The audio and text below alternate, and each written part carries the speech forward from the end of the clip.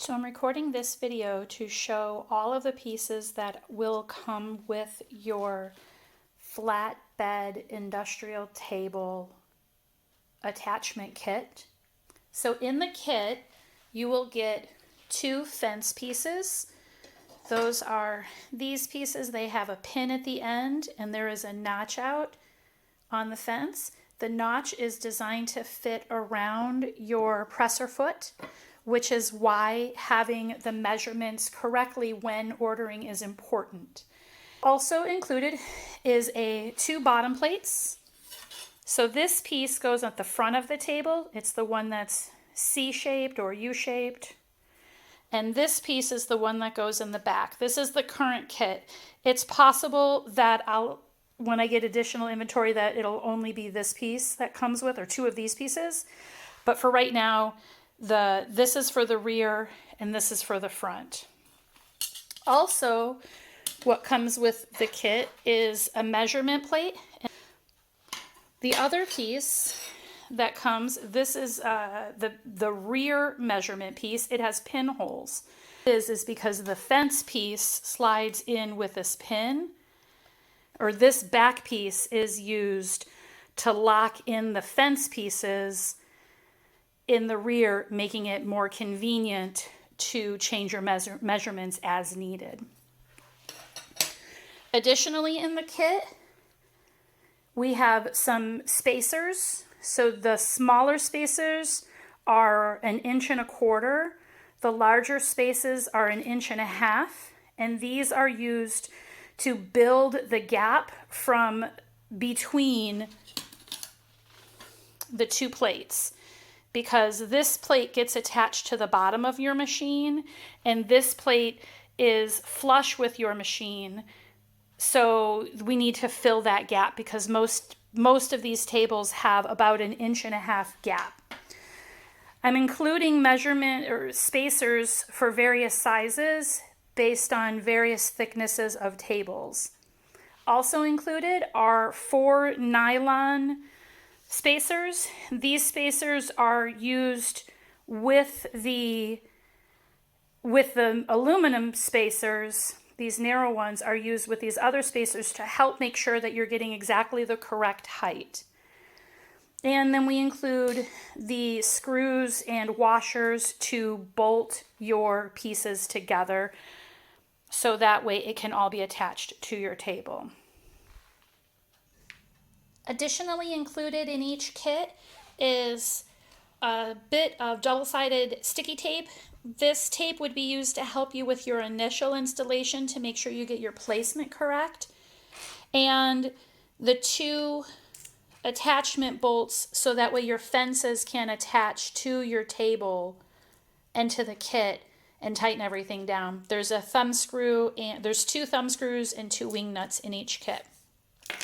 Measures approximately 1.6 inches thick, and for me to get the correct height, I have the bottom plate, a nylon washer, 1.25 inch spacer, and then the top plate. And this makes my top plate here fairly level with the top of my machine. Not included are bolts to attach, or screws, excuse me, to attach your table. There you go. To attach this bracket to your table. For the rear plate, we need the bottom bracket, the top spacer piece, the one with the holes in it, and we still need the spacers. On my table, to make this fit right for this purpose, I used the 1.5 inch spacers because the top plate needs to ride a little bit higher than the table. This is very important that this top plate be higher than the table, otherwise the fence is going to wobble. It wobbles because the machine is not flush with the table. This machine sits higher. And so if your machine sits higher than the table, you need this piece to also be higher than the table.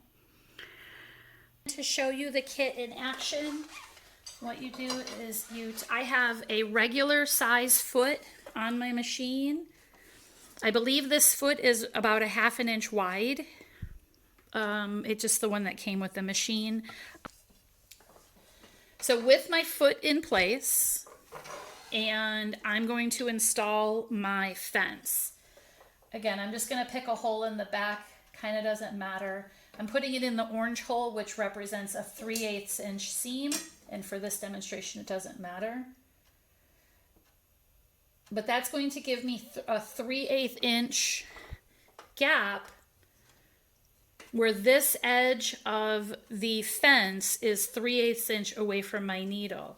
I take my front edge and I line it up with my 3/8 of an inch line, and then take my attachment bolts, so my thumb screw and wing nut, and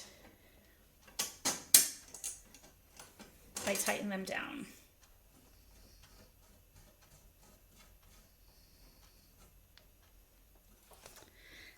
And now this fence doesn't move. It's tightly fit in the back and it's attached here to the front. And to show why having the rear plate higher is important, it's because my machine, again, sits higher than my table. There's a gap here, so it's higher. If I didn't have that plate higher, the fence is going to pop out of those holes and it'll be really annoying. So just put that one a little higher if your machine does not sit flush with a table. So if I want to sew a very narrow seam, I want to sew, say, a 1/8 inch seam on my machine. I'm going to take my fence and I'm going to put it in my 1/8 inch hole in the back. And I'm going to take the front of the fence and I'm going to match it with the 1/8 inch hole in the front. Tightening this down.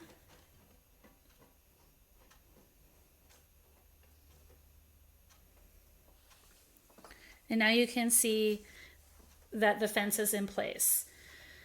Having the correct measurements are vital, because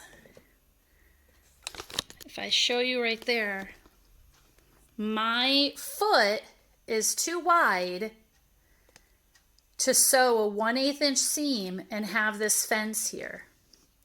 It would, if this notch out was not here, this foot would hit the top of this plate and not do what I want.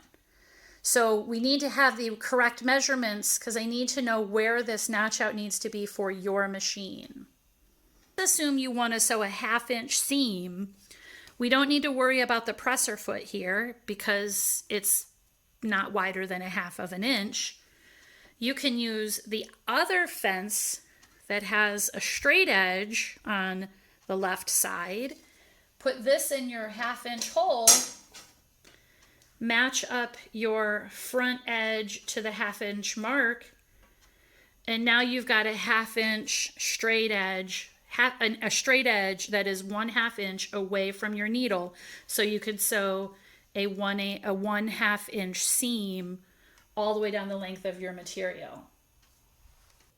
In another video on my YouTube channel that I will link below, there is a more in-depth installation video to show how to install the kit to your machine, how to line everything up and get it in the proper placement. If that video is not enough, please reach out to me and I will happily help you in any way that I can.